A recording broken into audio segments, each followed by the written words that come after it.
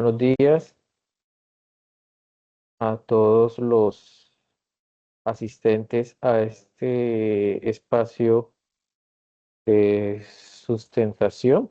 Saludamos al profe Juan Manuel, al profe Arturo Cardoso y a nuestro estudiante del programa de filosofía, Miguel Andrés Orjuela Gómez, que bueno, va a estar socializando los resultados de su propuesta investigativa.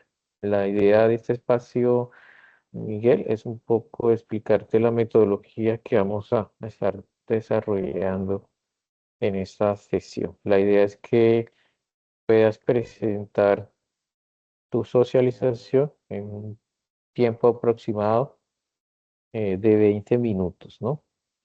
Ante ese buen manejo del tiempo en el que vas a socializar pues, tu monografía. Luego, por parte del jurado, te va a hacer preguntas, sugerencias respecto a lo que tú has desarrollado, si hay alguna réplica por parte tuya y por parte también de tu asesor de trabajo de grado. Luego vamos a dar la palabra a pues, los invitados, a profes, estudiantes que quieran pues ahí también hacer algún tipo de comentario respecto a tu presentación. Entonces, luego vamos a tener un espacio para deliberación frente a la nota final que te va a estar asignando tu jurado, en este caso el profe Arturo Cardoso, sobre la socialización y sobre el cuerpo ya en cuanto tal de tu monografía. Allí vamos a estar un poco dialogando respecto a eso. Te vamos a solicitar que allí en ese momento salgas unos 5 minutos mientras el cuerpo colegiado puede dialogar sobre tu calificación final. Las calificaciones se te van a hacer llegar en una acta de sustentación con tu nota y y con el veredicto final eh, de tu sustentación. Es importante que en ese momento puedas tener o hayas adelantado eh, todo lo que tiene que ver con subir tu monografía al repositorio institucional, dado que en ese formato se te va a solicitar que tú tengas ya listo el Handlet. Si no lo has realizado, pues allí puedes hablar con tu asesor para que puedas hacer ese ejercicio que es supremamente importante, que ese formato se vaya bien diligenciado y de manera completa. Entonces, teniendo en cuenta esas claridades y estos elementos, bueno, pasamos entonces a tu sustentación, Miguel. Recuerda, 20 minutos, ser muy precisos con el tiempo para ser pues, muy ejecutivos con este espacio. Entonces, tienes la palabra y te escuchamos, Miguel. Bueno, muchas gracias. Buenos días para todos los profesores y personas que amablemente me acompañan en esta sustentación. El trabajo que vamos a presentar lleva por título Estudio hermenéutico de la obra Totalidad e Infinito de Manuel Levinas a la luz de sus propuestas de una ética como filosofía primera y relacionamiento con el otro. A continuación me permito realizar una lectura del documento que hemos elaborado a partir de la tesis original y de algunas observaciones que a bien ha tenido el señor jurado que revisó el documento y sobre las cuales hemos profundizado en esta defensa de esta monografía. ¿Por qué volver sobre Levinas hoy? Resulta significativo que en un momento histórico saturado de discursos morales, teorías normativas y modelos procedimentales, la filosofía de Manuel Levinas siga suscitando una inquietud que no se deja domesticar con facilidad. La pregunta universal de la universalidad ética, esa pretensión que muchas tradiciones filosóficas han dado por agotada o imposible, adquiere en su obra un giro desconcertante. Ya no proviene de la razón pura ni del consenso racional, ni del bien humano compartido, sino de la irrupción del otro, del rostro que interpela antes de que el sujeto pudiera siquiera tematizar su experiencia. Este movimiento, que parece sencillo en su formulación, altera profundamente el modo tradicional de pensar la filosofía práctica. Eso que en la tesis y que Levinas mencionó como la ética como filosofía primera y que en la tesis mencionamos en innumerables veces y que por tanto no mencionaremos en este documento, es a lo que hace referencia Levinas. Y es precisamente esa alteración la que motiva este documento. No se trata de repetir lo dicho en la tesis, sino de sostener filosóficamente por qué ese giro levinasiano merece ser tomado en serio, incluso y en especial allí donde presenta dificultades, tensiones o aparentes excesos conceptuales. Partir de Levinas implica asumir un terreno inestable. Su propuesta ética no se ofrece como un sistema, ni como un conjunto de normas derivables, ni como un manual de decisiones prudenciales. Por el contrario, abre una escena originaria que obliga a repensar lo que significa responder por el otro y, sobre todo, desde dónde podría justificarse esa responsabilidad. En este sentido, la tesis original buscó mostrar que, a pesar de su carácter fenomenológico, la propuesta levinasiana contiene una intuición universalizable, la idea de que nadie, fuera del la idea de que nadie queda fuera del llamado del otro. Sin embargo, una lectura más cuidadosa exige reconocer que esa universalidad no es un punto de partida, sino un problema. Es universal porque la interpelación del rostro nos exige, pero esa misma falta de elección introduce tensiones serias. ¿Cómo se puede articular un universal que emerge de una experiencia tan singular? ¿Qué significa normatividad cuando su fuente no es un principio racional ni una estructura institucional, sino una exposición primaria al sufrimiento del otro? Estas preguntas no son defectos, sino el núcleo filosófico en torno al cual gira este ensayo. Si algo caracteriza el estilo que Delfín defiende y que aquí intento asumir, es la convicción de que la filosofía solo progresa cuando reconoce los límites de sus propias certezas. Por ello, este documento no adopta una voz apologética frente a Levinas. Lo que aquí se desarrolla es una evaluación crítica que muestra tanto la fuerza como la fragilidad de su propuesta. Interpretar a Levinas exige simultáneamente escuchar la radicalidad de su gesto ético y someterlo a la exigencia conceptual de un mundo donde coexisten múltiples paradigmas normativos.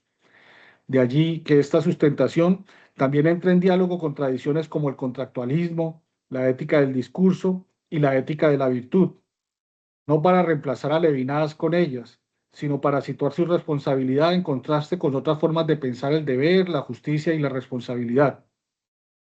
La meta, en suma, es doble: exponer la profundidad filosófica que orientó la tesis y ampliar el horizonte ético para mostrar que la pregunta por la universalidad ética, leída desde Levinas, sigue siendo un desafío teórico y práctico de primer orden. Interpretar a Levinas supone entrar en un territorio donde la fenomenología deja de ser únicamente el método para describir la experiencia y se convierte en una escena donde la ética emerge antes que el sujeto pueda afirmarse como tal. La aparición del rostro, como lo describe Levinas, o la epifanía del rostro, como lo menciona él en su libro Totalidad Infinito. A diferencia de Husserl, que busca el sentido a partir de la intencionalidad, o de Heidegger, que situó la pregunta por el ser como brújula fundamental de la existencia, Levinas invierte el eje mismo de la fenomenología. En lugar de partir de la conciencia o del Dasein, parte del otro. Este desplazamiento puede parecer en apariencia un mero gesto retórico, pero constituye la ruptura decisiva para comprender el alcance de su propuesta. La tesis reconstruyó esa ruptura, pero aquí conviene extender su interpretación para mostrar cómo ese gesto fenomenológico abre un campo ético que otras teorías normativas no consiguen captar. Mientras el contractualismo se concentra en condiciones de equidad entre agentes racionales y mientras la ética discursiva postula procedimientos para alcanzar consenso, Levinas muestra un acontecimiento previo: la vulnerabilidad desnuda del rostro, un aparecer que no negocia ni argumenta, sino que interrumpe. El rostro no es una cosa ante mí ni un dato psicológico. Es un fenómeno que desarma la suficiencia del yo y lo expone a una exigencia que no eligió. Desde esta óptica, la fenomenología levinasiana no describe simplemente cómo se presenta el otro, sino cómo la alteridad inaugura una dimensión ética que antecede toda libertad y todo sistema normativo. Este punto es decisivo para entender lo que la obra de Levinas ofrece y que otras éticas no están en condiciones de ofrecer. La constatación de que el fundamento de la moralidad no se encuentra en la razón, ni en el interés común, ni en la virtud, sino en la experiencia moral de que el otro me afecta antes de que yo pueda decidir si quiero dejarme afectar. En este sentido, la fenomenología levinasiana no es una teoría del conocimiento, sino una teoría de la exposición. El sujeto se descubre a sí mismo no como fundamento, sino como rehén de un llamado ético que lo precede. La tesis ya había mostrado esta estructura, pero es importante intensificar su problematización. Si la ética comienza en la experiencia del rostro y no en un principio universal previamente formulado, ¿cómo se evita caer en una ética demasiado dependiente de la sensibilidad individual? ¿Cómo se articula ese fenómeno con la necesidad de normas compartidas? Estas preguntas son necesarias para sostener filosóficamente la interpretación, porque la fuerza de Levinas radica precisamente en que nos obliga a aceptar una paradoja. La ética es universal, pero su universalidad no es abstracta ni procedimental, sino singular y encarnada. La fenomenología del rostro muestra algo que ningún otro paradigma moral logra tematizar con igual radicalidad, que la exigencia de la ética no nace de mí, no se deriva de mis capacidades racionales ni se fundamenta en un cálculo. Exige del otro, emerge del otro en su precariedad, en su demanda silenciosa, en su fragilidad expuesta. Allí donde Rawls necesita imaginar un velo de ignorancia y donde Habermas presupone la igualdad comunicativa, Levinas muestra un hecho más primario y más inquietante. La desigualdad ética originaria, donde el otro tiene sobre mí una primacía que no puedo cancelar sin violencia. Por eso, reconstruir fenomenológicamente su ética no es solo una tarea exegética, es mostrar cómo este modo de aparición del otro obliga a repensar la moralidad desde una simetría fundante. Esta simetría, lejos de ser un efecto, constituye la contribución más decisiva de Levinas a la filosofía contemporánea. Ninguna ética moderna había formulado con tanta precisión la idea de que lo universal emerge de lo infinitamente vulnerable. Si se acepta que la ética levinasiana se inaugura en la irrupción del otro y que dicha irrupción tiene un carácter fenomenológico antes que normativo, entonces el trabajo filosófico no puede limitarse a afirmar esa experiencia como si se tratara de una evidencia incontestable. Por el contrario, la dificultad, y allí radica el interés filosófico del asunto, consiste en preguntarse cómo puede sostenerse una pretensión de universalidad ética cuando su punto de partida no es un principio racional compartido, sino una experiencia singular, contingente y profundamente asimétrica. Con esta pregunta se introduce la tensión necesaria, esa que el señor jurado consideró insuficientemente desarrollada en la tesis original y que aquí conviene desplegar con toda su complejidad. La fenomenología del rostro no es un punto neutro, es un acontecimiento que exige justificar cómo se pasa de lo singular a lo universal, cómo se transforma esa normatividad efectiva sin recaer en sentimentalismos ni en subjetivismos. La tesis, en su versión original, tendía a conceder demasiado pronto la idea levinasiana de que la idea levinasiana podía ser universalizable, como si bastara con reconocer que cualquiera puede experimentar el rostro del otro. Pero la filosofía exige más, y esto debemos reconocérselo a las observaciones que nos realizó el señor jurado. ¿Qué ocurre si el rostro no aparece? ¿Qué sucede cuando la experiencia ética está bloqueada por estructuras sociales, afectivas o políticas que neutralizan la vulnerabilidad del otro? Levinas insiste en que el rostro es una epifanía, un aparecer que resiste todo encuadre conceptual, pero desde una perspectiva crítica debe preguntarse cómo esa epifanía se inscribe, cómo en esa epifanía se inscribe en contextos donde los mecanismos de deshumanización son sistemáticos. La fenomenología levinasiana parece suponer que la interpretación ética atraviesa toda barrera, pero la historia muestra que no siempre es así.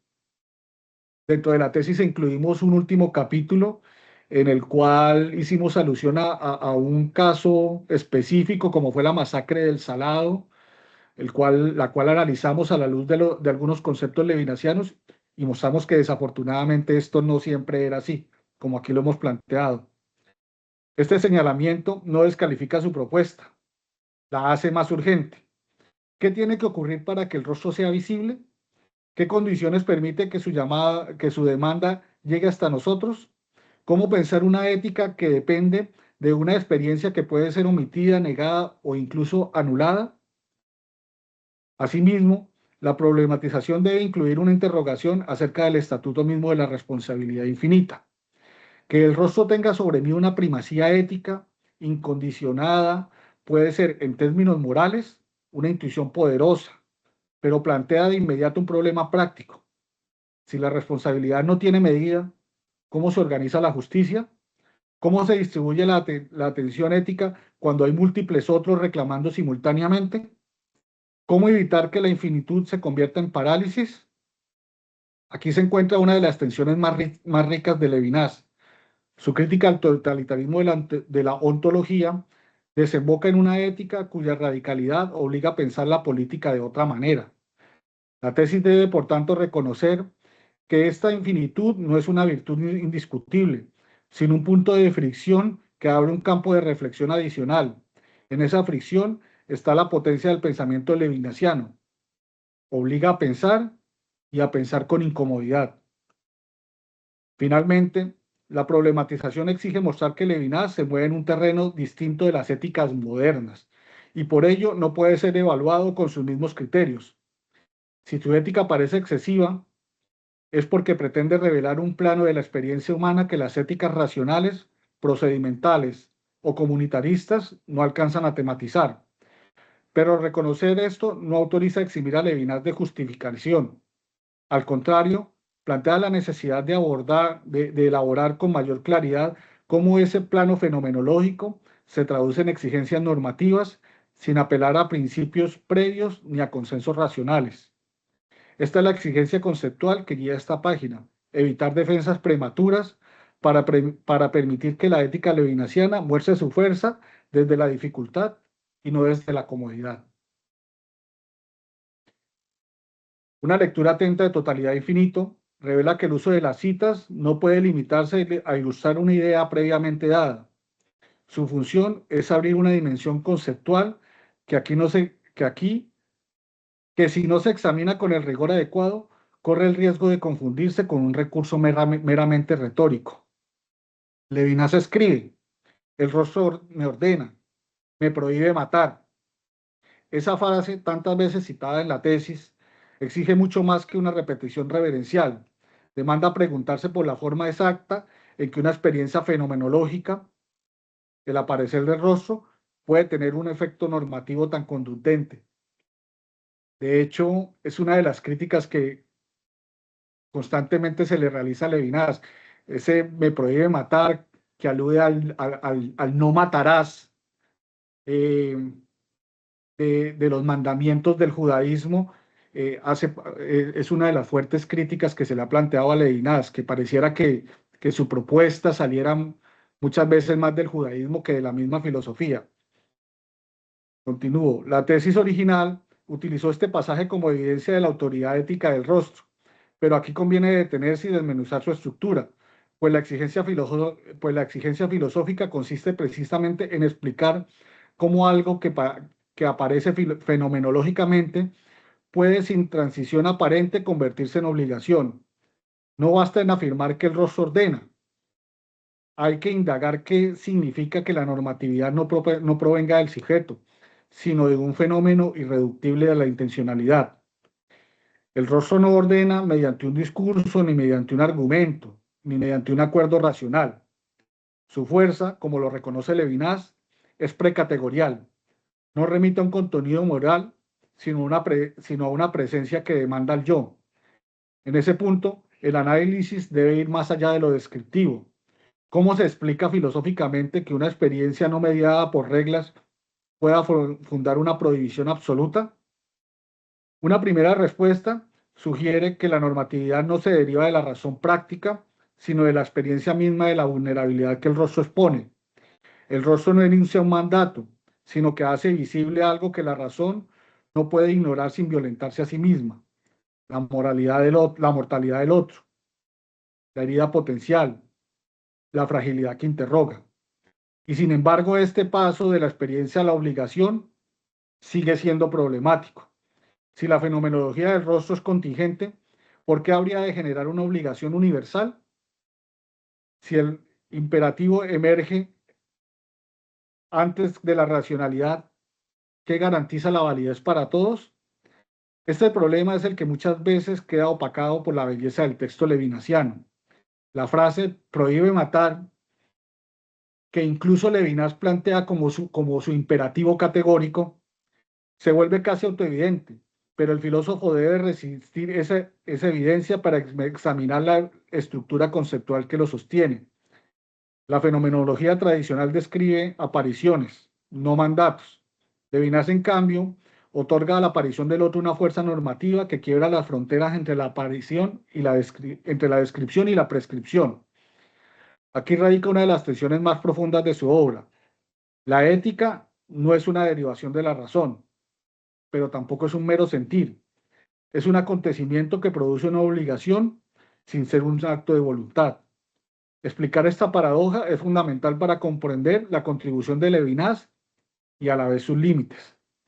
Además, es necesario señalar que no todas las apariciones del otro generan el mismo efecto. La historia, la política y la psicología, y como ya lo indiqué, e incluso el mismo capítulo 4 que presentamos en la monografía, muestran que el rostro puede ser encubierto, manipulado o deshumanizado. Por eso, un análisis filosófico no puede asumir que la epifanía es inmediata ni universalmente accesible. La fenomenología levinasiana muestra la estructura del encuentro, pero no garantiza sus condiciones. Comprender esta diferencia es clave para evitar una lectura ingenua del texto y constituye uno de los ajustes conceptuales que este documento de sustentación pone en primer plano. La ética levinasiana necesita ser leída a la luz de sus tensiones internas, no solo de su potencia. Para comprender con mayor amplitud la originalidad y también los riesgos de la ética levinasiana, es necesario situarla en diálogo con los paradigmas que han dominado la reflexión moral en las últimas décadas. Este ejercicio comparativo no tiene como finalidad establecer jerarquías ni declarar vencedores conceptuales, sino mostrar que la apuesta de Levinas adquiere su verdadero relieve cuando se examina frente a teorías que de propuestas distintas intentan también de responder a la crisis moral moderna. Rawls, Habermas y McIntyre presentan tres modelos paradigmáticos: el contractualismo liberal, la ética del discurso y la ética de la virtud comunitaria. Cada uno a su modo ofrece una posible salida al agotamiento de los fundamentos normativos. Confrontar a Levinas con estas propuestas permite precisar lo que su fenomenología revela y que estos modelos no alcanzan a tematizar. Rawls parte de la ficción normativa, el velo de la ignorancia, que busca garantizar la imparcialidad mediante el desconocimiento de la propia posición social. La justicia, para él, surge de principios que agentes racionales aceptarían en condiciones equitativas. Levinas, en cambio, parte de la simetría radical que Rawls no podría aceptar como fundamento. El otro tiene sobre mí una primacía ética anterior a cualquier acuerdo. Mientras Rawls confía en la capacidad de la razón para regular el conflicto, Levinas muestra que la irrupción del otro desborda toda imparcialidad posible. De hecho, Levinas fundamenta el surgimiento de la razón en el encuentro con el otro. O sea, lo hace anterior a la razón, surge gracias al encuentro con el otro. Esto no significa que Levinas sustituya a Rawls, significa que revela un nivel más originario del que ordena, del que la teoría rawlsiana no puede dar cuenta. Rawls garantiza la justicia entre agentes. Levinas revela la exigencia infinita de responder por quien no está en condiciones de participar del acuerdo. Habermas, por su parte, confía en la fuerza del discurso racional y en la posibilidad de alcanzar consensos normativos mediante procedimientos argumentativos libres de coerción. Su ética del discurso intenta rescatar la racionalidad comunicativa frente a los excesos del instrumentalismo. Sin embargo, la propuesta habermasiana presupone un ideal de igualdad comunicativa que la fenomenología levinasiana pone en cuestión. Para Levinas, la ética no nace de la conversación ni del consenso, sino de la experiencia que antecede todo diálogo. La vulnerabilidad del otro no se negocia ni se justifica, se exige. De hecho, una vez más, similar a como lo planteamos con Rawls, para Levinas, el diálogo surge a partir del encuentro con el otro, de esa epifanía que ya hemos mencionado. Habermas estructura la moralidad en el intercambio racional. Levinas en la posición asimétrica. Aquí se abre una tensión difícil, pero fértil. ¿Es posible fundamentar la normatividad solo en la exposición sin mediación discursiva? ¿Es suficiente el consenso para captar la demanda ética más radical? La aportación de levinasiana consiste precisamente en señalar que hay algo en la experiencia del otro que escapa al modelo procedimental. Finalmente, McIntyre propone una ética de la virtud basada en tradiciones comunitarias que dan sentido a las prácticas humanas. Su crítica al liberalismo coincide en ciertos puntos con la de Levinas, especialmente en la impugnación de la autonomía abstracta. Sin embargo, McIntyre confía en narrativas compartidas y en bienes internos para orientar la vida moral. Levinas, en cambio, desconecta la ética de toda tradición. El otro me interpela, aunque no comparta mi historia, mis prácticas o mis virtudes. Esta desvinculación radical revela algo que la ética comunitarista no puede asumir del todo. La responsabilidad no depende del marco normativo que compartimos, sino del hecho elemental que el otro me alcanza antes de que yo sepa quién soy. En suma, la comparación muestra que Levinas no sustituye a estos modelos, sino que abre un campo fenomenológico más originario que ellos presuponen sistematizar. Su ética revela la dimensión precontractual, prediscursiva, prediscursiva y precomunitaria de la moralidad, la heteronomía que sostiene en última instancia toda normatividad humana. A esta altura del análisis resulta imprescindible volver sobre el concepto de universalidad de Levinas, no para repetir lo ya dicho en la tesis, sino para reformularlo de una manera más equilibrada, atenta a las tensiones internas que la fenomenología del rostro introduce. Si Levinas puede hablar de un universal ético, no lo hace en el sentido clásico de un principio aplicable a todos por igual, ni en el sentido liberal de un estándar procedimental que garantice imparcialidad, ni en el sentido comunitarista de un bien compartido. Su universalidad es extraña, inquietante e incluso paradójica. Es universal porque la responsabilidad no admite excepciones, pero es singular porque surge en el contacto concreto con un rostro particular. De allí que una lectura cuidadosa del texto levinasiano exija pensar esta universalidad no como un punto de partida indiscutido, sino como una aspiración frágil que emerge de una experiencia ética contingente y expuesta a fallas. Hola, Miguel, perdona de interrumpirte. 2 minutos para ir cerrando. Ok, profe, Gracias. entonces, por cuestión de tiempo, voy a saltar, tenía dos slides, este y el de la defensa final de la tesis, voy a saltar este Dale, último y no te voy a preocupes, pasar, termínalos. voy a pasar a Brevemente este último termínalos. slide. Llegados a este punto, la tarea final consiste entonces en articular una defensa global de la investigación, no en el sentido de eliminar toda duda o resolver cada tensión, sino en el sentido más filosófico del término, Mostrar por qué el trabajo realizado posee consistencia interna, pertinencia temática y relevancia crítica para comprender los debates éticos contemporáneos. La tesis partió de una pregunta exigente: ¿cómo entender la pretensión de universalidad en Levinas? Y lejos de reducirla a una afirmación celebratoria, la convirtió en un terreno de indagación donde se cruzan la fenomenología, la hermenéutica, la ética normativa y la filosofía política. Este documento de sustentación ha buscado profundizar justamente en esta complejidad, reforzando la idea de que la universalidad levinasiana no debe leerse como un principio acabado, sino como un movimiento de apertura, como el gesto que obliga a cualquier teoría moral a recordar su fuente más vulnerable, la existencia del otro.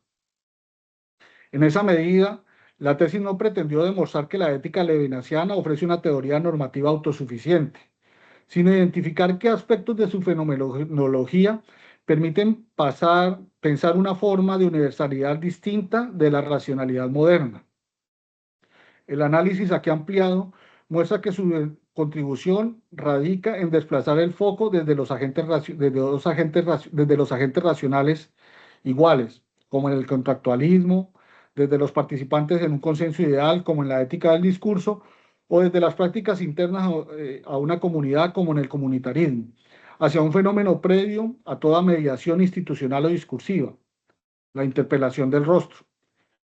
Esto no significa que Levinas reemplace esos modelos, sino que los descentra, relevando un nivel más originario donde se juega la legitimidad misma de cualquier forma de normatividad.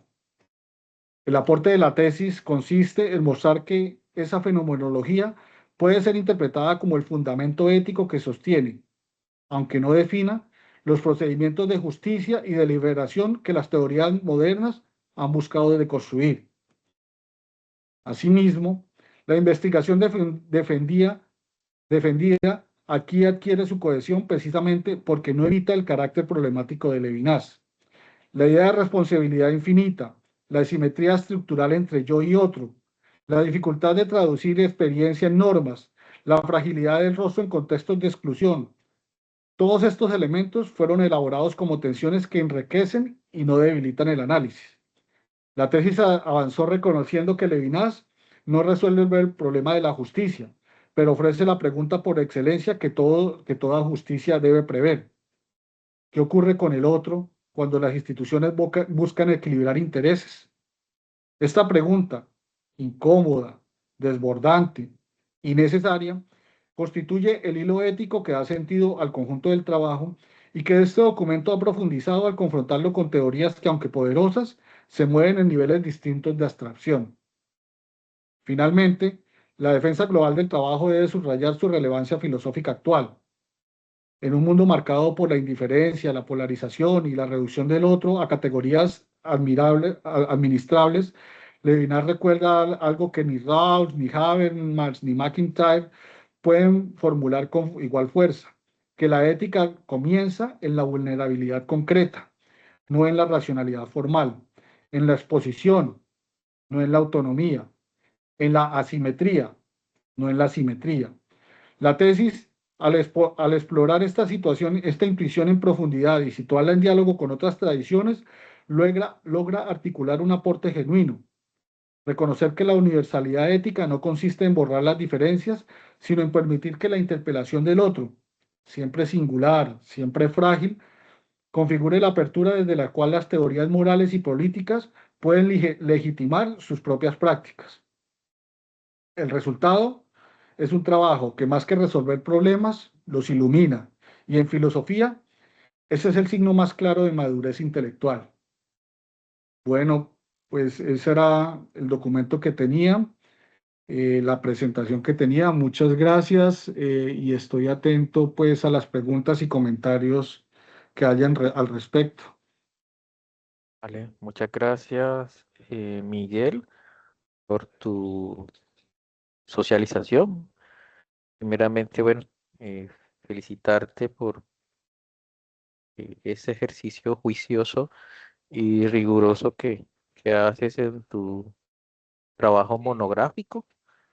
Interesante lo que desarrollas desde desde ese contexto ético tan necesario, podría yo decirlo, en el siglo XXI, ¿no? En donde pues, todas las relaciones se deshumanizan y sobre todo teniendo en cuenta este contexto digital, como diría Julhan, de hiperconectividad y hiperconexión, importante ese reconocimiento de y de la responsabilidad frente, frente al otro, ¿no? Yo creo que en esos momentos es supremamente importante este resurgir de la propuesta de Levinas, ¿no? No solo el rostro, sino también todo lo que implica de lleno y de fondo algunas de las categorías que también desarrollo de tolerancia, de la hospitalidad, de la responsabilidad son hoy y sobre todo en el contexto colombiano,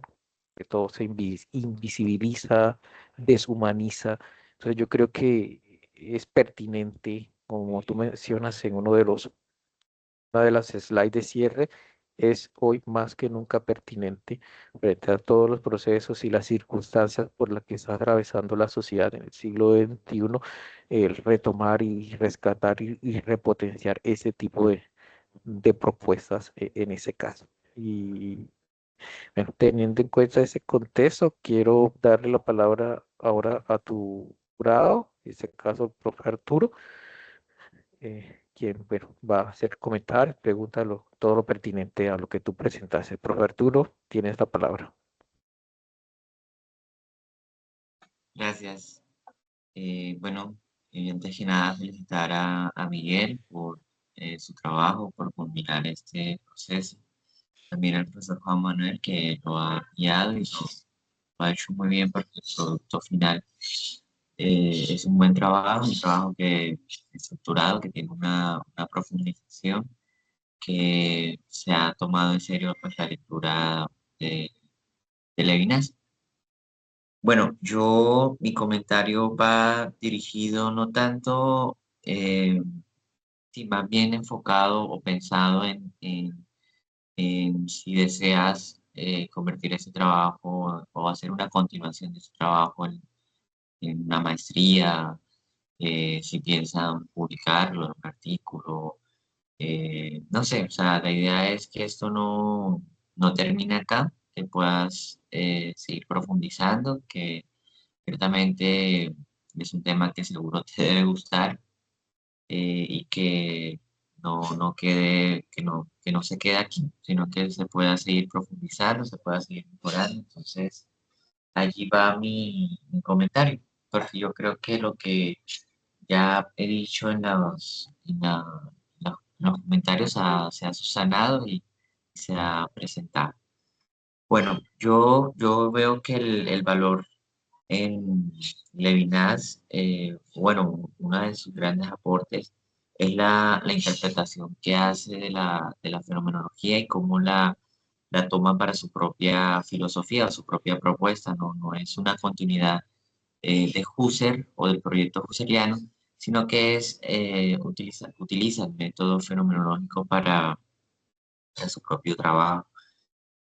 De hecho, gracias a Levinas, que fue el primer autor que presenta la fenomenología en Francia, que sirvió a otros autores, entre esos a Sartre, y es un aporte, ¿no? Que hace Levinas como primer intérprete de la fenomenología.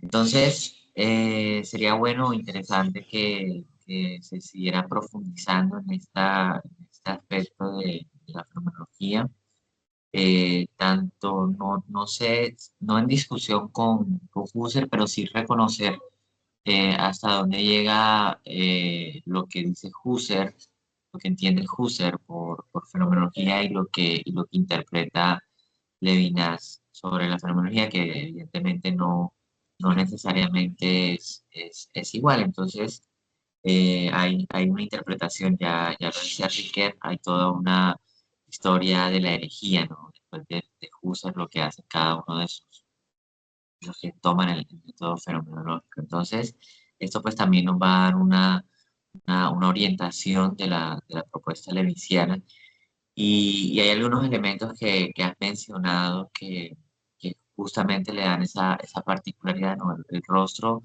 no es un rostro objeto, no es un rostro que se reduce a lo físico, no es un rostro, sino es situación, es vivencia, es experiencia. Por eso la ética, más que un imperativo categórico metafísico, que exige que no hacerle daño a ese rostro, es la misma vivencia la que me muestra o me da una orientación de sentido de no efectuarle daño. O sea, eh, hace poco escuchaba que es más fácil cometer un acto violento presionando un botón que ejerciéndolo con la misma fuerza. O sea, no es lo mismo yo ordenar a matar a 100 personas que yo matarlas, verles el rostro. Entonces, eso que podría parecer una perogrullada es justamente el valor fenomenológico, porque justamente la fenomenología habla de la experiencia en primera persona, de la descripción, y bueno, eso sí tú lo mencionabas, no es contingente, no es mi experiencia subjetiva, no es lo que yo interpreto, no, a partir de la subjetividad se busca una universalidad o una reducción que pueda ser válida. Entonces, ahí está la discusión con Husserl, ¿no? Por eso decía, es importante, bueno, reconocer eh, qué tanto está Husserl, qué tanto esto es Levinas, porque yo creo, no, sin, sin ser experto en Levinas, yo creo que no se apuesta a un psicologismo, sino que se apuesta también a una experiencia apodítica de la subjetividad, ¿no? Que es propio de la fenomenología husserliana. Entonces, esa sería como mi comentario, realmente no es un comentario pensado a que sigas desarrollando, a que sigas profundizando, porque lo que has presentado hoy cumple con suficiencia lo que se solicita, entonces no tendría más que mencionar. Gracias.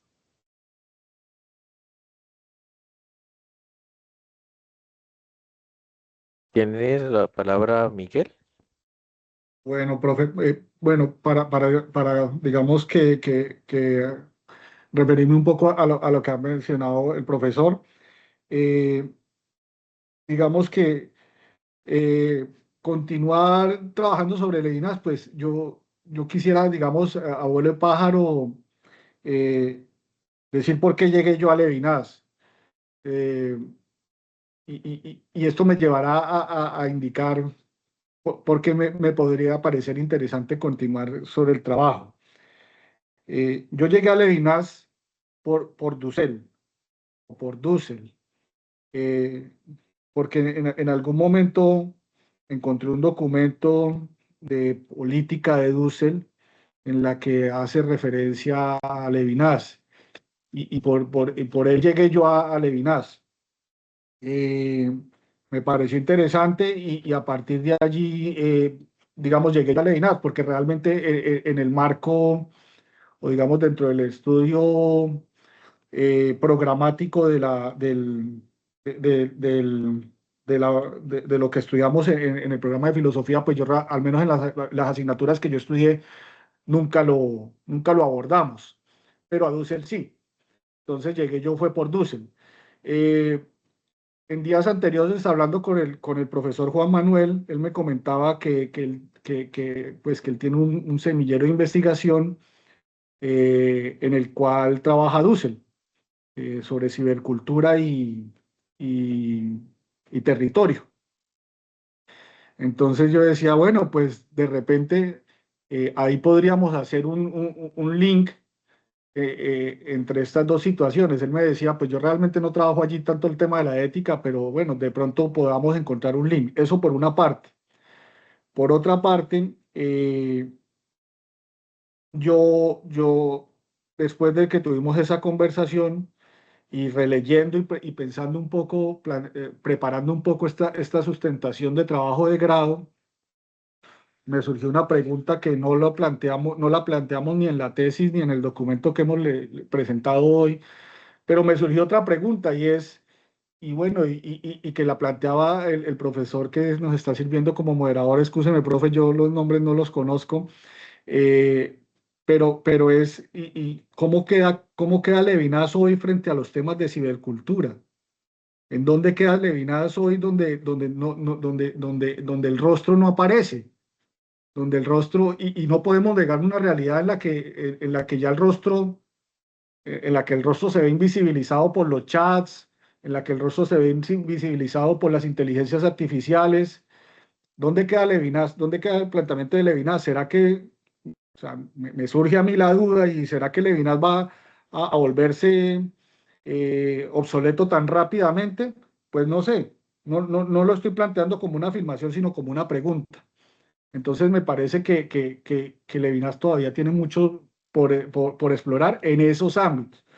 Obviamente que no se puede dejar de lado el ámbito del problema de la violencia en Colombia, para el cual Levinas sigue siendo supremamente vigente. Por eso, cuando yo tomé contacto de manera inicial con el profesor Juan Manuel, él me decía, yo creo que es importante analizar el contexto, el tema de Levinas a la luz de un problema actual. Y yo no lo había pensado así. Por eso el último capítulo de la tesis, y realmente yo agradezco mucho al profesor Juan Manuel, porque ese último capítulo de la tesis para mí fue maravilloso, porque fue traer Levinas a un contexto como fue la masacre del Salado, y fue poder entender un poco esos planteamientos, digamos, sí, universales de Levinas, poderlos traer y llevarlos a contextos particulares y decir, oiga, esto sí aplica.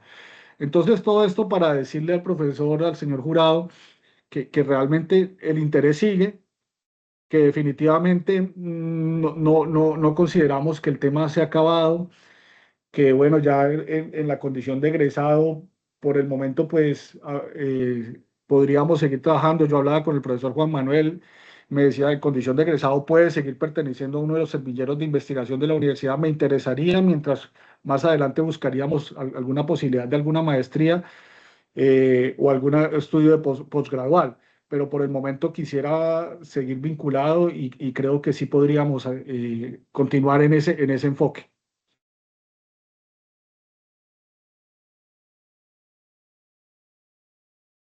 Gracias, Miguel. Efectivamente, ¿no? La idea es como te sugiere el profe Arturo Cardoso, pues este valioso trabajo puede ser publicado. De hecho, bueno, contamos, la universidad cuenta con el sello editorial de la universidad, en el que, bueno, ya varios egresados han publicado sus propuestas investigativas. Entonces, animamos también a que aproveches ese espacio que tenemos con el sello editorial, que es completamente gratuito, y ahí puedas también hacer todos tus aportes ya a manera de libro. Entonces, quiero ahora sí abrir, bueno, y recordarte también, Miguel, que contamos con la cadena de formación, en este caso, pues, con la maestría en filosofía de la tecnología, que sería, pues, supremamente interesante continuar abordando y profundizando ese tema del rostro y, como te decía, pues, desde el contexto de lo digital, ¿no?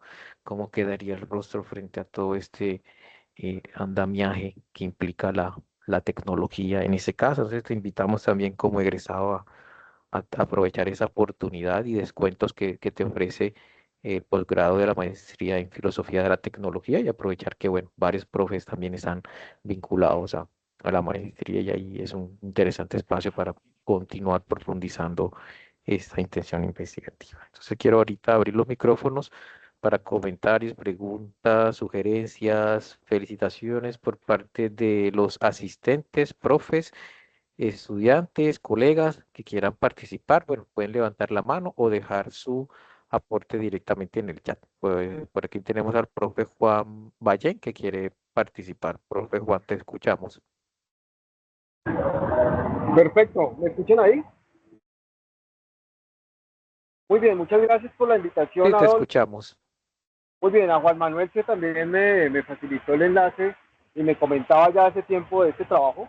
Pues yo quiero felicitar al estudiante porque hace un trabajo muy sensato, eh, muy sincero de Levinas. Yo creo que uno con Levinas entra como en un estado de trance casi espiritual, Y yo lo felicito porque en la escritura se nota eso, ¿no? Y lograr eso me parece que ya es admirable y eso está más allá de la formación filosófica. Pero quiere decir que ha ido más allá, que ha trascendido. Y lo felicito por eso. Sin embargo, me gustó también, otra cosa que me gustó mucho de la presentación fue el debate que estás proponiendo con Habermas, con Rawls, con McIntyre. Creo yo que esa Levinas tiene como eso, ¿no? Como ese activa esas discusiones teóricas en la ética contemporánea, ¿verdad? Uno se puede ir de frente contra las éticas normativas, contra las éticas procedimentales, contra las éticas de la virtud. Claramente Levinas es un eje, digamos, problematizador. Es casi como un personaje en un diálogo de Platón, para proponer un ejemplo, para que entiendas el nivel de la dinámica y de la potencia teórica que estás proponiendo. Sin embargo, yo creo que el rendimiento de Levinas, me parece que en ese diálogo con los autores en cuanto a temas éticos, pues es muy interactivo. Y hay unos estudios que se han hecho muy interesantes, por ejemplo, los estudios de la memoria, en las filosofías para la paz.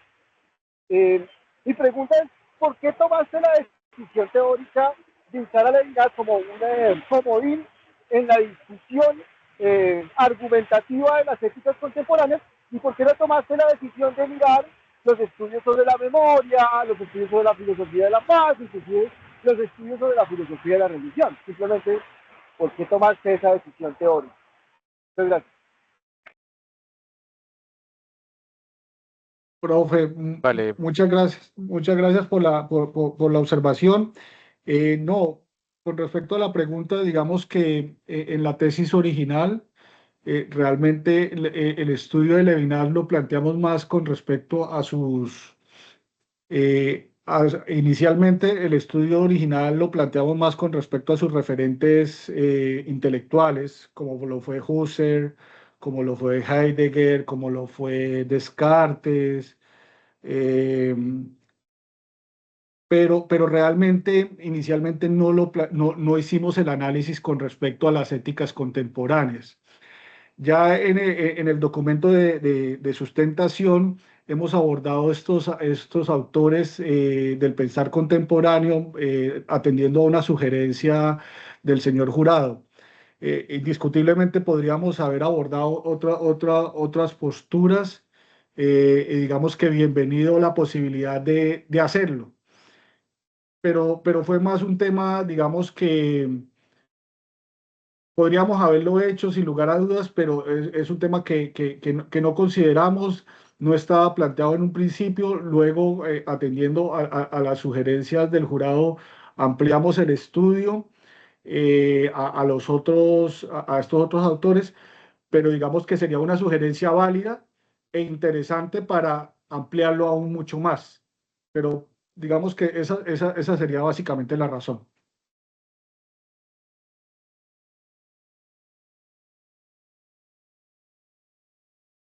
vale. Muchas gracias, Miguel. También al profe Juan Ballén por su valioso aporte. No sé si Juan Manuel quieres comentar algo o alguien en el chat. Ah, acá está el profe Henry Escobar. Dale, profe Profe Adolfo, yo Henry, espero. Dale. tienes la palabra.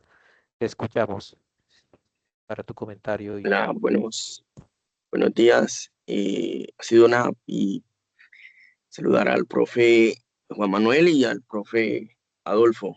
Gracias por la invitación a esta sustentación. Yo creo que el estudiante ha presentado un trabajo adecuado en ética fenomenológica, en donde ha entrado en diálogo, como comentaba él, con Habermas, con Rawls. Sobre todo esa perspectiva con Habermas y Rawls es bastante interesante, como comentaba ahorita el profesor Ballén, porque enriquece los debates en ética contemporánea, sobre todo en esos dos autores. Creo que Levinas es bastante fructífero para retomar algunas posiciones.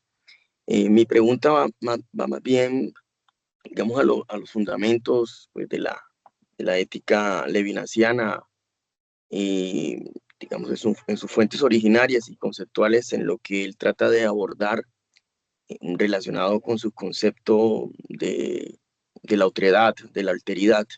Y esto viene enmarcado en su referencia a la metafísica del rostro.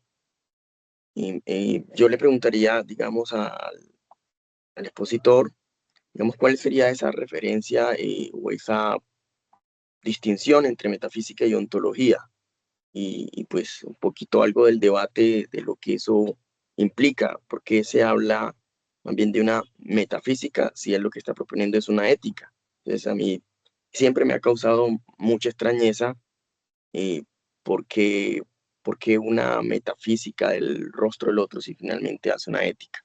Pero bueno, eso tiene un debate interesante con la ontología y no sé qué pudieras tú comentar. Bueno, ese era como mi, como lo que quería decir, pero en cualquier caso es un excelente trabajo, sobre todo para poner en contexto en la actualidad de los problemas colombianos, de la violencia, la memoria y sobre todo con relación a un diálogo con autores como Habermas y Rawls en la ética contemporánea y en la política contemporánea. Era eso y felicidades.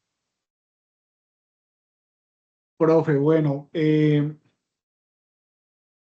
Levinas, digamos que una de las críticas que le realiza Heidegger es que en sus planteamientos parte del ser en el mundo y a partir del ser concibe pues, el desarrollo de su filosofía. Levinas indica que el problema es que él, o sea, Heidegger, olvida al otro y que ese olvidar al otro lo que hace es conducir a que al desarrollo de una filosofía centrada en el ser y que conduce a un desarrollo, digamos, a la ontología y que la ontología lo que ha conducido es al desarrollo de las grandes catástrofes, eh, pues por las que tuvo que pasar la humanidad en el siglo XX. Eh, Básicamente, ¿por qué? Por el olvido del otro. Entonces, no podemos olvidar que Levinas fue víctima, pues, de todo lo que fue el Holocausto, la Shoah, e incluso Levinas, que es lituano, pues tuvo que vivir muy de cerca incluso también la Primera Guerra Mundial. Pero para irnos un poco ahora, entonces entendiendo un poco la crítica que hace Levinas a Heidegger del olvido del otro, entonces encuentra Levinas que ese encuentro con el otro debe ser originario.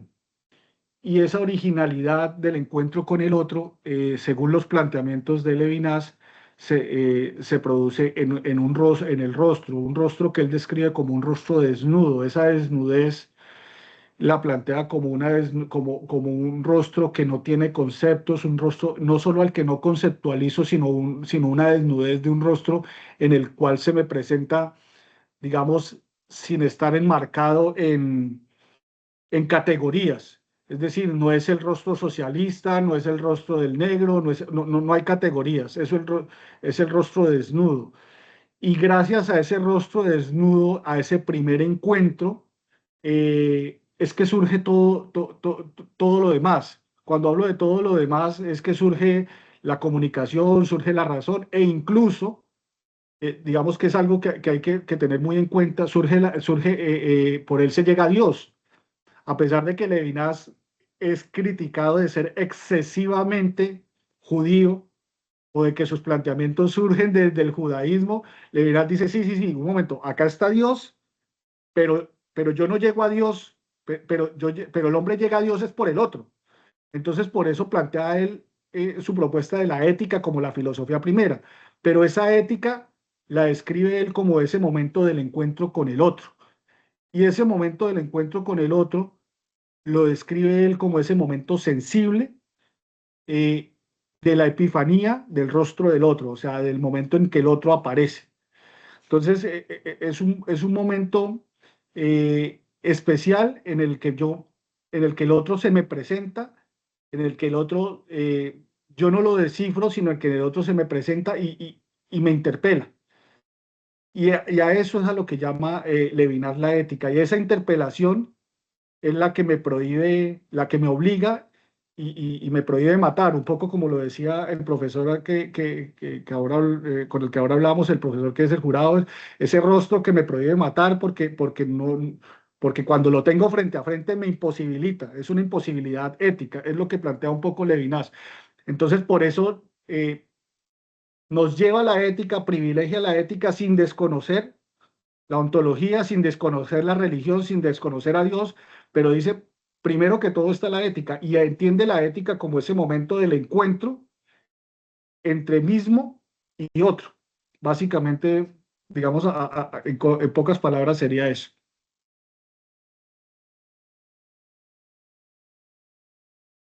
Muchas gracias, Miguel. No sé si en el auditorio hay algún comentario, preguntas, sugerencias. Aprovechemos ese tiempo que tenemos. Si no, te damos la palabra a ti, profe Juan Manuel. Acá Roberto Sertain. Roberto, ¿te escuchamos? Profesores, Miguel, la verdad, estoy muy contento de la invitación a participar de este espacio. Quiero felicitar a Miguel por el trabajo que nos ha expuesto, que nos ha presentado el día de hoy.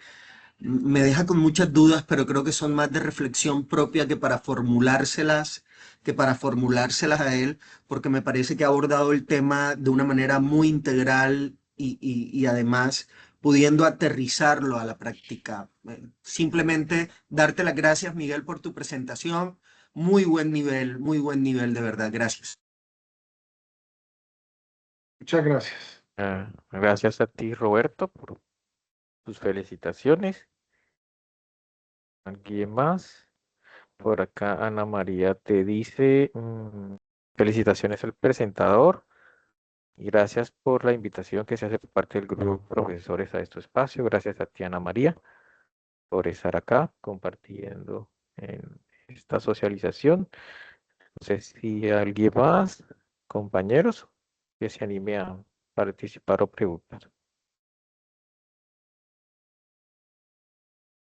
Vale, creo que no hay más. Entonces, profe Juan Manuel, tendrías la palabra.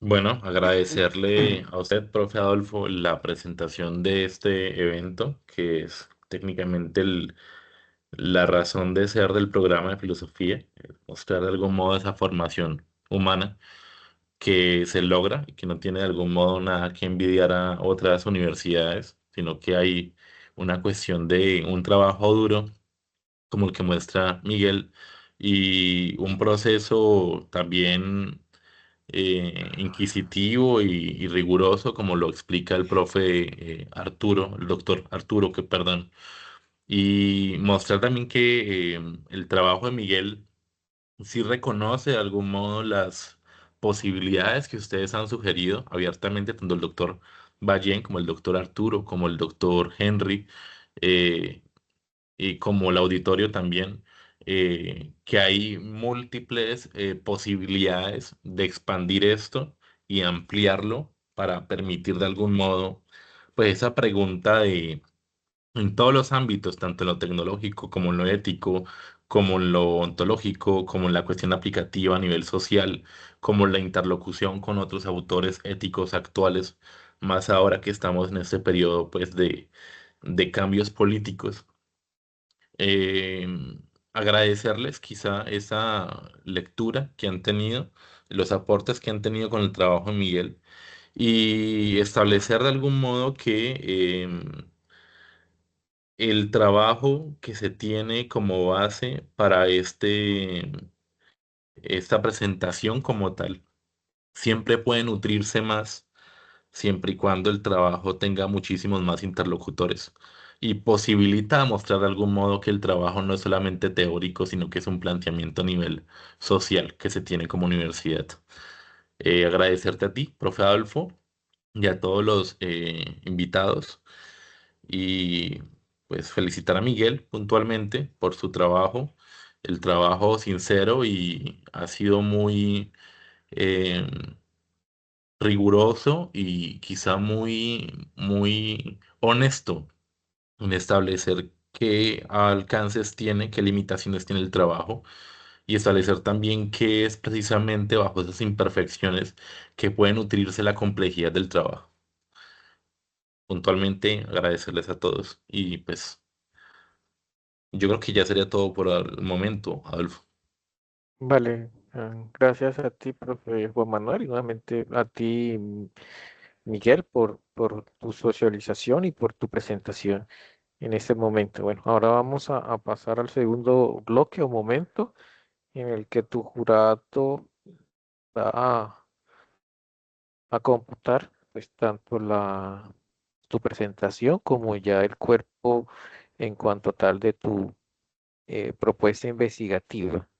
Entonces te vamos a sugerir que puedas retirarte o salir del aula unos 3, 4 minutos mientras dialogamos respecto a, a tu nota final y que vas a obtener, ¿vale? Entonces, 2, 3 minutos para que vuelvas a entrar, ¿vale?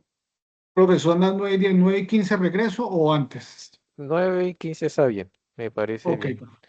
vale, profe. Dale, listo, Miguel, ya ahorita nos vemos.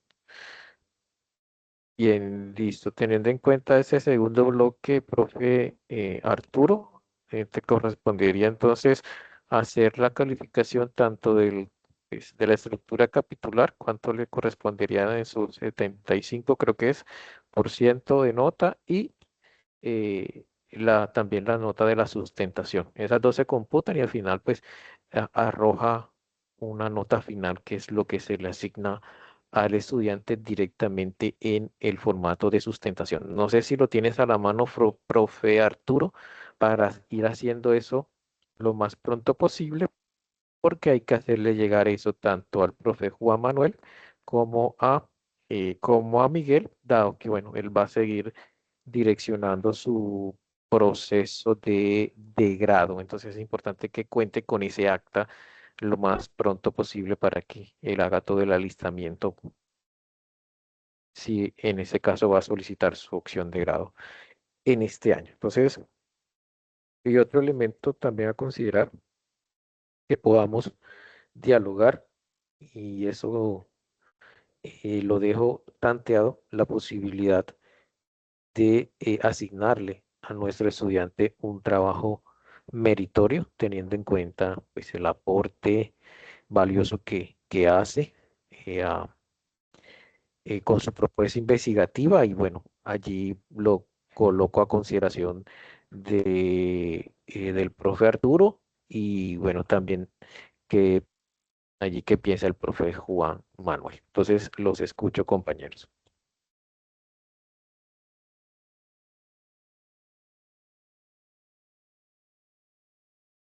Sí, yo ahora no tengo el formato, entonces no entiendo bien lo de los puntajes.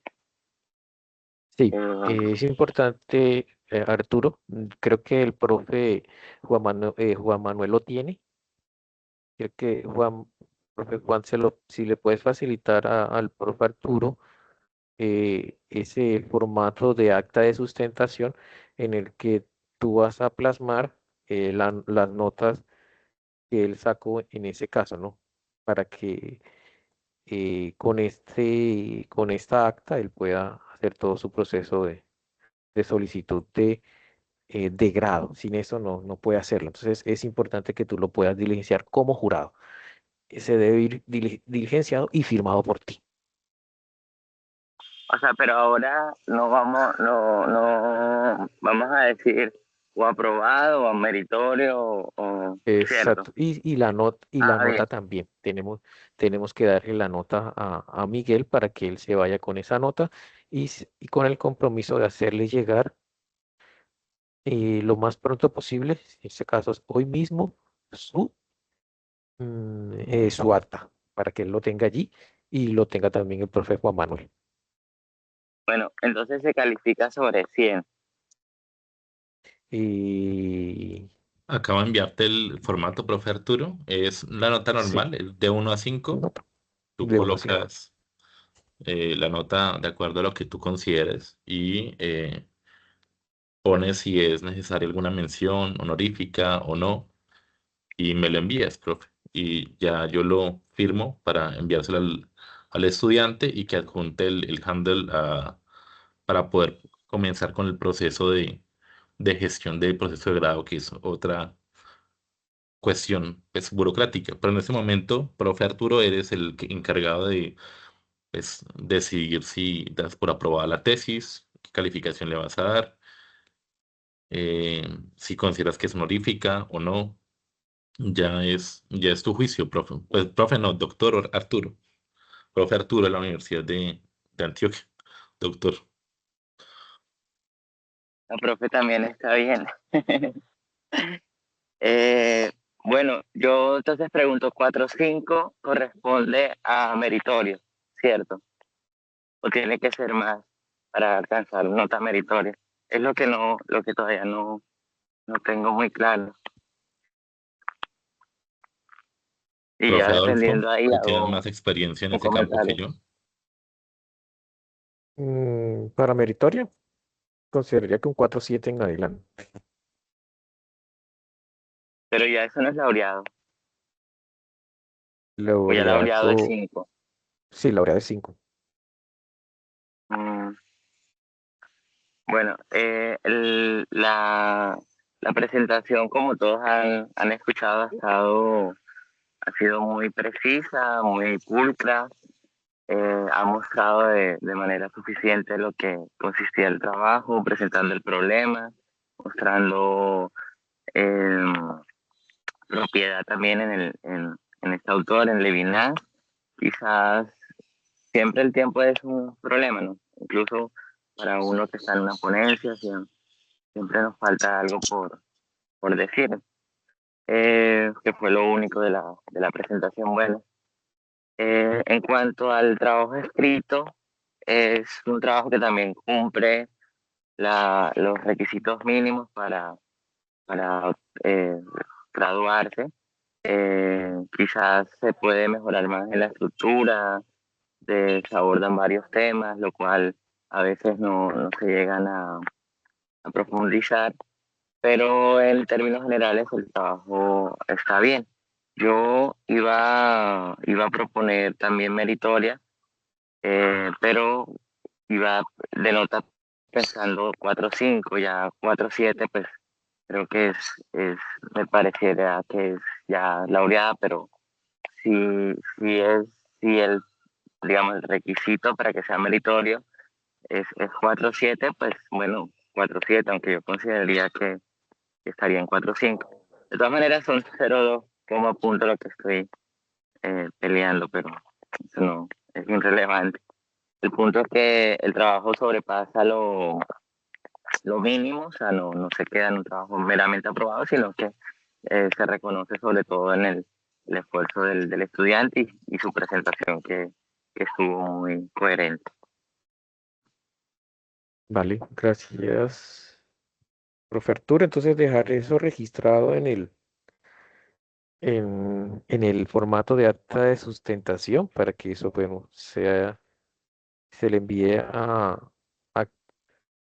sea estudiado en consejo y se le pueda otorgue su, su acta de meritorio a Miguel. Entonces, la nota final, profe Arturo, ¿sería 4.5 o 4.7? Bueno, yo digo que 4.7 para que pueda tener Ok, el reconocimiento. vale, listo. Entonces vamos a esperar que ingrese Miguel y se le da en ese caso su nota final y en ese caso, pues, su mención honorífica, en ese caso, una tesis meritoria. Vamos a ver, creo que no ha entrado. No lo veo por acá. Vamos a esperar que ingrese Miguel para ir ya dándole cierre a este espacio.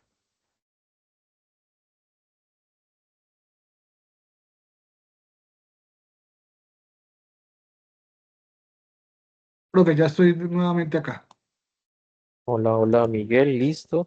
Miguel, ya una vez conversado, dialogado con el profe Arturo y con el profe Juan Manuel, bueno, se ha decidido que vas a obtener una nota final tanto de tu estructura capitular como de tu sustentación, una nota de 4,7. ¿Sí? Y dialogando también con los profes, se te ha asignado una tesis, en este caso meritoria, pues dado la relevancia y el aporte y pues, el impacto que esa tiene en el ámbito académico e investigativo como una propuesta interesante y que, bueno, amerita dar a conocer en ese caso. La invitación es, Miguel, a seguir produciendo, a que no te desvincules ya netamente del programa de filosofía, sino que, bueno, continúes con la cadena de formación y todos los estudios postgraduales que puedas desarrollar dentro de tu propuesta a nivel personal. Queremos entonces en ese caso felicitarte, Miguel, y ya se te va a estar haciendo llegar tu acta con la nota y todo lo correspondiente para que puedas agilizar tu proceso de grado. Bueno, profe, pues muchísimas gracias, profesor Juan Manuel, de verdad infinitamente agradecido por todo su apoyo, por toda su asesoría, mejor dicho, por todo el acompañamiento que usted me brindó. El camino no fue fácil, pero bueno, al final acá está el resultado y de verdad muchas gracias a todos. Decir que esta fue una experiencia sumamente enriquecedora, todo, todo.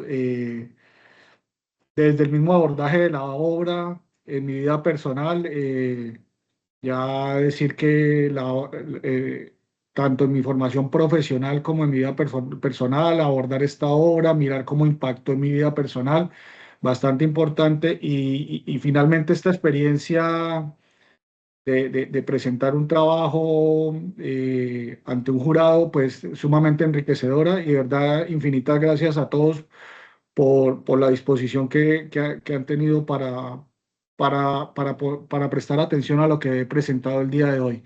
Muchísimas gracias, profe Juan Manuel, de verdad infinitamente agradecido con todo su apoyo. Seguiré molestándolo, profe, para todo el tema de presentar el trabajo ante el repositorio y como lo habíamos hablado, pues para tratar de continuar con usted en el semillero de investigación. No pretendo desvincularme del trabajo investigativo y tratar de seguir trabajando con su acompañamiento, profe. Vale, Miguel, muchísimas gracias. Igual también agradecer al profe Arturo. Aclaración, yo no tengo todavía un semillero. Lo que Ah, tengo es un proyecto en la convocatoria 14 de DUCIR. El del semillero del profe Alvear, el del semillero del profe, el doctor Ballen, quien le hizo la segunda pregunta. Ahí están los ok. semilleros que usted, el profe Alvear también hace la maestría del programa también. Es una Profe cuestión. Arturo también tiene un semillero. Ah, Ok, no, no ok. conocía, qué pena. Entendí Mejor que dicho. tenía uno sobre cibercultura y territorio, profe. No, ese es el grupo de investigación central de filosofía, de la maestría y próximamente el doctorado de criodinámica que está manejando nuestro decano Inar. Pero sí, Cibercultura y Territorio es el grupo en conjunto de investigación, el CBLAC, al que, claro, la idea es que en la cadena de formación todos puedan llegar a pertenecer y hacer parte de esos productos y, o sea, todos están invitados, esto no nos excluye, pues ya, simplemente es como aclarar por qué. Pero excelente, Miguel.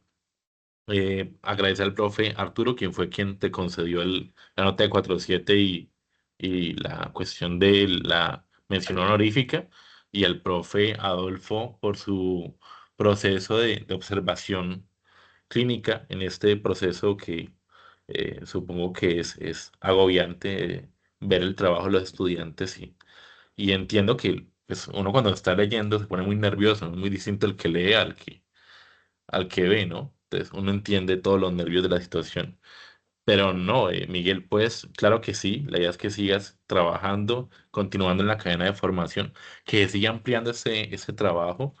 Eh, Hay mucho, mucho que abordar, hay mucho que exponer y es precisamente ese proceso que es la filosofía lo que permite eh, atender a cosas que la normalidad invisibilizan, ¿no? Socialmente. Y creo que es un trabajo como los que nos has mostrado tú, que se atreve a plantear preguntas incluso a la sociedad colombiana y a la actualidad, ¿no? No, la filosofía no se ha desconectado de la realidad ni de las situaciones concretas. Pues nada, no hay más.